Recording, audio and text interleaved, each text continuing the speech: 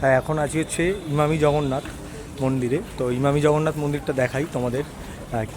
তোমার mobile allow আছে। আর তার আগে এই এরকমভাবে এখানে পাটাকে পরিষ্কার করে নিয়ে, আর ওখানটা কল আছে, ওখানটাকে হাত থেকে সুন্দর করে পরিষ্কার করে নিয়ে তারপর এখান থেকে ঢুকতে হবে। মন্দিরের ভেতরটা খুবই সুন্দর। আচ্ছা, ওদিকটা গান চলছে হয়তো, ভয়েসটা। এই যে দেখো মন্দিরটার ভেতরটা দেখো, এই যে খুব সুন্দর ভেতরটা। এরকম চারিদিকে ছোট ছোট মন্দির আছে। এই যে মন্দিরটার ভেতরে প্রবেশ করছি। দেখো কি সুন্দর মন্দিরটা, দেখো মন্দিরটার ভেতরটা দেখো, জাস্ট দেখেছো কি সুন্দর ভেতরটা।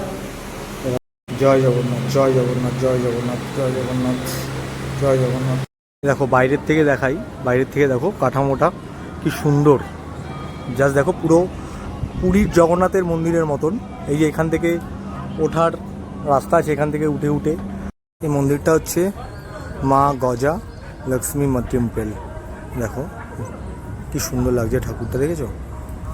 এটা হলো শ্রী গণেশ টেম্পল। দেখো গণেশ ঠাকুরটা ভেতরটায়।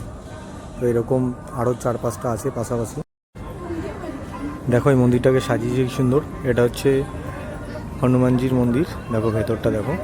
এই দেখো এই বাইরেটা দেখো, আম গাছের আম দিয়ে ডালপাতা দিয়ে খুব সুন্দর সাজিয়েছে বাইরেটা। এই মন্দিরটা হচ্ছে শ্রী কাশী বিশ্বনাথ টেম্পল। এটা হচ্ছে শ্রী কাশী বিশ্বনাথ টেম্পল। এই যে দেখো সামনে একটা নন্দী আছে।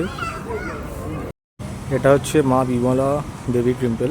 দেখো এটা দেখো কি সুন্দর লাগছে, সুন্দর সাজিয়ে রেখেছে, খুব ভালো লাগছে।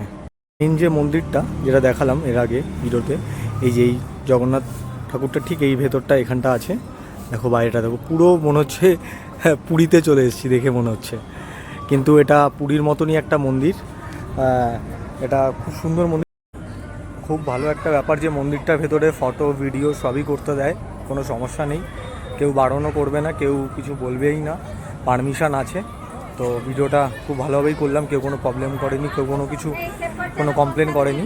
খুব ভালোভাবেই ভিডিওটা করতে পারলাম, খুব ভালো লাগলো এটা।